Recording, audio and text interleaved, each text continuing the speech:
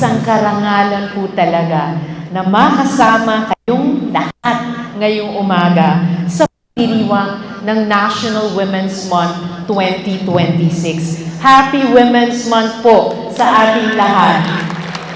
Batiin naman natin ang ating seatmate na Happy Women's Month, sis. Sabi po sa akin, ang aking talk daw ay tungkol sa temang Lead Like the Babaylans. Wow! Sino ba ang mga babaylan? Yung mga nakikinig sa history class nila, sure ako na masasagot nyo ang tanong na yan. It's okay, hindi naman po ito graded recitation. Hindi ako magle-lecture today, ha? Pero gusto ko lang siguro ipaalala na ang mga babaylan ay mga babaeng leader sa sinaunang Filipino community bago pa dumating ang mga Kastila. Sila ang isa sa pinakamataas na ginagalang ng tao sa kanilang komunidad noon. Bukod sa pagiging spiritual leader, sila rin ay mga manggagamot, community leaders, at boses ng komunidad. May moral authority sila na pinakikinggan kahit ng mga datu o pinuno noong time na yon. Ibig sabihin lang nito, ang pamumuno nating mga kababaihan ay hindi bagong konsepto dahil matagal na itong parte ng ating history and identity.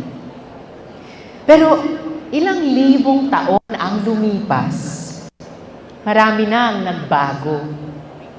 Mas sumirap ang mga challenges na kinakaharap nating mga babae.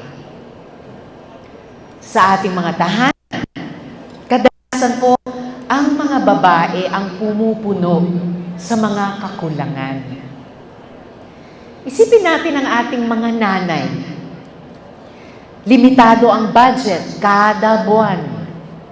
Alam niyang hindi sapat ang pera para sa lahat ng pangangailangan, kaya kailangan niyang mamili. Bibilhin ba ang masustansyang pagkain o itatabi ang pera para ipambaon ninyo dito sa school?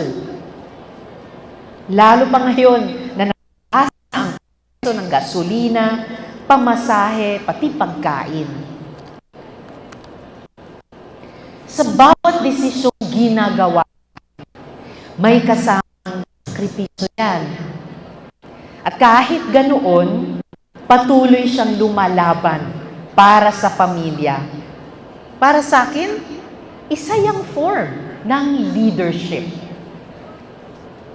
Kayo rin, na mga working students, pumapasok sa umaga at nagtatrabaho sa gabi bilang service crew o online seller o iba pa.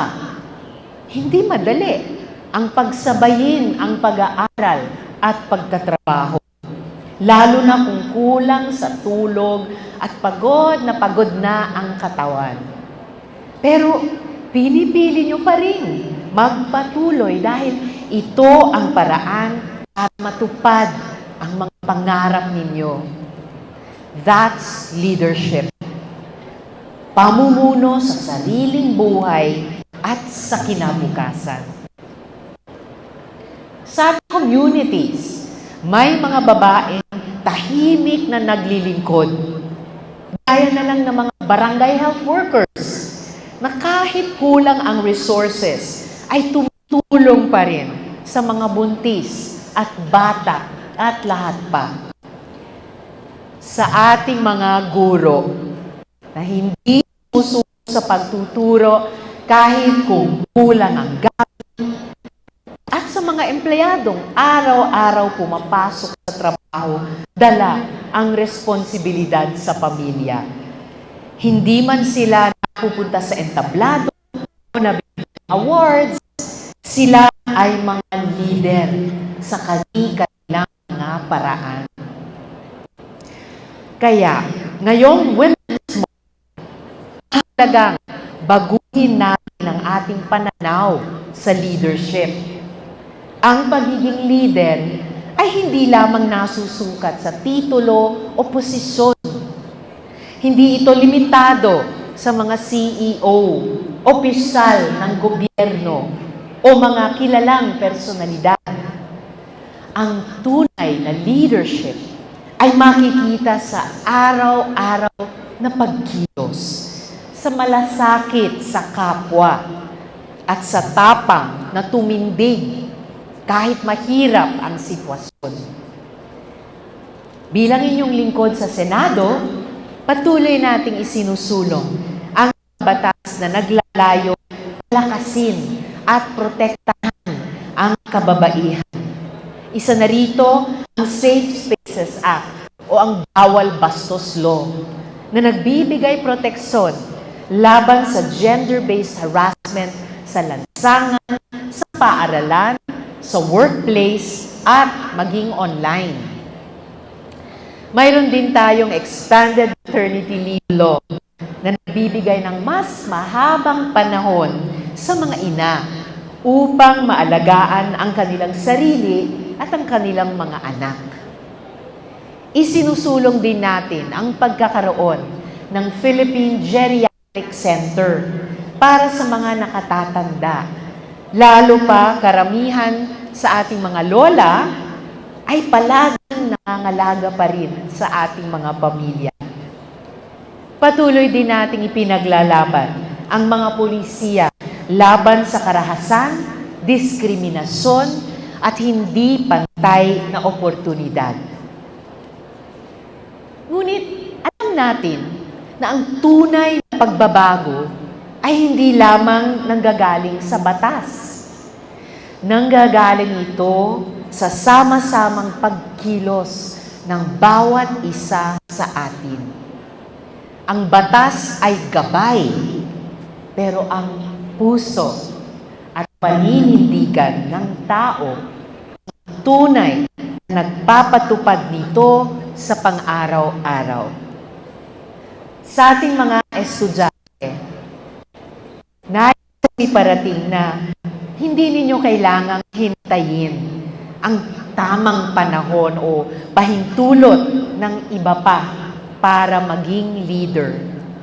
Sa loob pa lamang ng inyong mga silid-aralan, sa inyong mga organisasyon, at sa inyong mga komunidad, pwede na kayong maging leader. Kapag nagsalita kayo laban sa mali, kapag tumulong kayo sa kapwa, kapag pinili ninyo maging tapat at responsable, iyan ay leadership. Sa guro at administrador, napakalaki inyong papel sa paghubog ng susunod na henerasyon.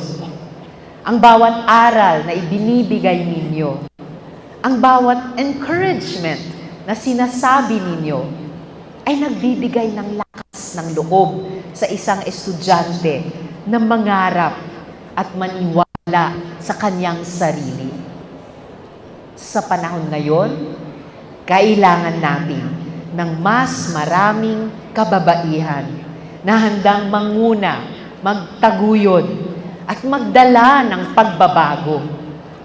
Dahil ang tunay na empowerment ay hindi lamang para sa sarili, ito ay para sa kapwa, para sa komunidad, at para sa iniibig nating inang bayan.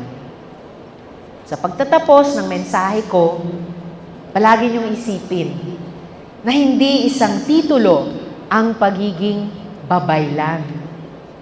Ito ay paninindigan na pinipili araw-araw.